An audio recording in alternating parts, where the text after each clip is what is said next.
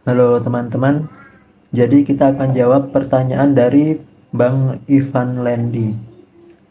Tiba-tiba kepikiran aja pertanyaan ini, nggak tahu kalau udah pernah ditanyain apa belum. Maaf masih belajar. Yang pertama, cara kita melihat dan menentukan FVG gimana? Dan tentuinya akan kejemput dari mana? Press action kah? Lalu pertanyaan kedua adalah, biasanya om-om analis kalau kasih signal kan ada rekomendasi harga entry dan TP. Harga entry nggak harus tepat banget ya, bisa mungkin beda tipis. Lalu biasanya ada jangka waktu nggak dari signal sampai ke rekomendasi untuk TP. Nah, kita coba jawab pertanyaan yang pertama dulu ya. Cara kita melihat dan menentukan FVG gimana? Nah, FVG itu kan fair value gap, atau bisa kita sebut juga dengan imbalance. Nah, imbalance itu adalah gap tadi ya. Jadi ketika harga seperti ini, titik high dari candle ini dan juga titik low dari candle ini kan nggak saling bertemu, maka bisa kita sebut sebagai fair value gap atau FVG. Nah, tapi ketika seperti ini, nah ini kan titik ini dan titik ini kan bertemu, nggak ada gap. Nah ini ada gap, ini kan ada gap, ini kan kelihatan ada gap. Nah ini disebut dengan FVG. Kalau ini juga FVG gitu. Jadi imbalance itu seperti itu.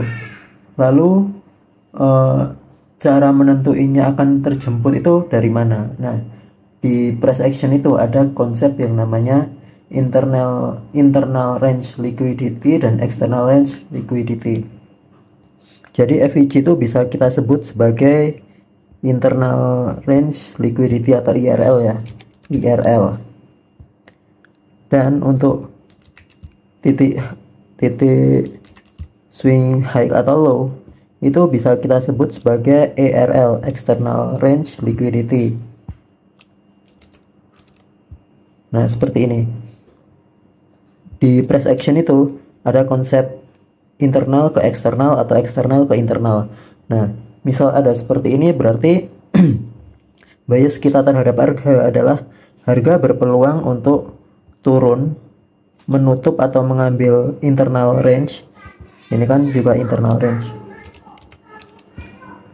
Lalu setelah menutup internal range, berpeluang untuk naik lagi ke external range. Konsepnya seperti itu. Nah, misal kita jalankan chartnya ya. Nah, ini kan dia mengambil internal range liquidity ya. Eksternalnya ini pindah ke sini.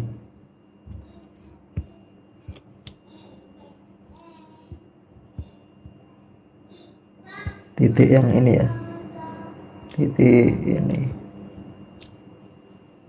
Nah, jadi setelah mengambil internal range, dia berpeluang untuk naik ke external range.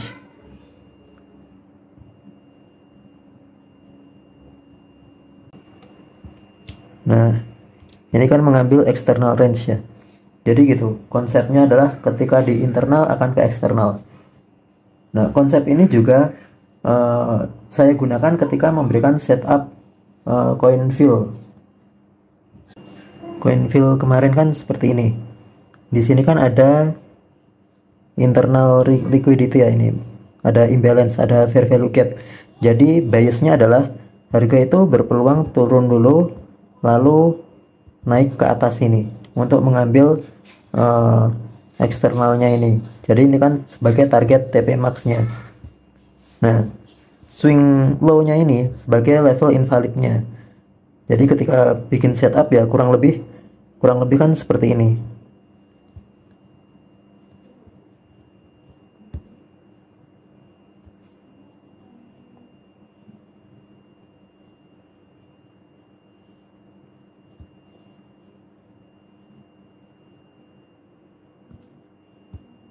Nah, kurang lebih kan seperti ini. Jadi gitu jawabannya untuk pertanyaan nomor 1 ya. Lalu pertanyaan nomor 2. Biasanya om-om analis kalau kasih signal kan ada rekomendasi harga entry dan TP. Harga entry nggak harus tepat banget ya.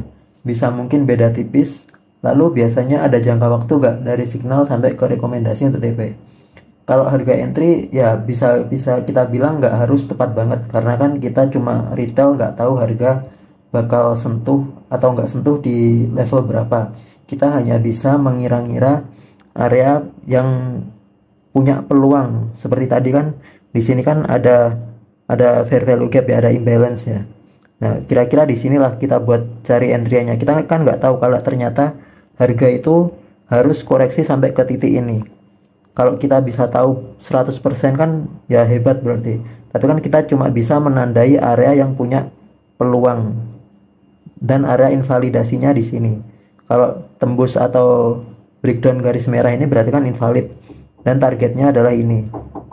Gitu. Jadi betul, bisa dibilang betul kita nggak bisa tahu harga tepatnya itu di mana, tapi kita bisa mengetahui areanya. Area kan berarti range dari sini ke sini gitu. Lalu biasanya ada jangka waktu nggak dari signal sampai ke rekomendasi untuk TP? Untuk jangka waktu sebenarnya juga tergantung dengan metodenya, karena ada metode yang menggunakan waktu, ada yang tidak. Contohnya ICT, kalau nggak salah, ini koreksi ya kalau misal salah, karena setahu saya ICT itu pakai waktu. Jadi ada waktu di mana dia harus entry dan waktu di mana dia harus keluar. Tapi kalau metode Smart Money Concept itu hanya mengandalkan structure, lebih ke fokus ke structure. Jadi invalid atau validnya atau target TP-nya adalah berdasarkan structure. Jadi kenapa stop loss ditaruh di titik low dan target ditaruh di titik high? Karena berdasarkan structure.